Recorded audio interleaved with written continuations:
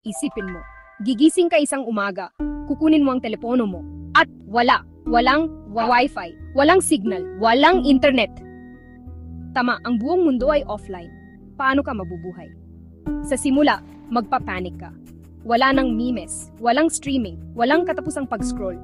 Pero pagkatapos, magiging totoo, walang email, walang work meetings, walang online shopping.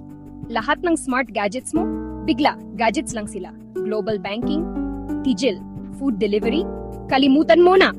Pati traffic lights at ospital ay maaring magulo. Pero ito ang twist. Masanay ang mga tao kaysa sa iniisip natin. Ang mga kapitbahay ay magsisimulang mag-usap ng personal ulit. Babalik ang board games. Ang mga aklatan, puno.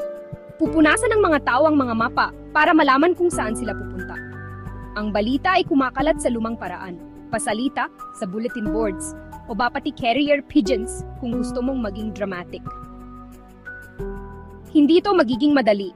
Ang trabaho, eskwela at medisina ay umaasa sa internet. Ngunit, makikita mong nagsasama-sama ang mga komunidad. Ang mga tao ay nagtutulungan, nagbabahagi ng resources, at maniwala ka man o hindi, nakakahanap ng mga bagong paraan para magsaya. Maari mo pang matuklasan na gusto mo ito. O, at least, magiging magaling ka sa charades.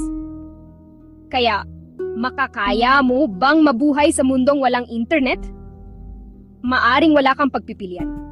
Pero sino ang nakaalam?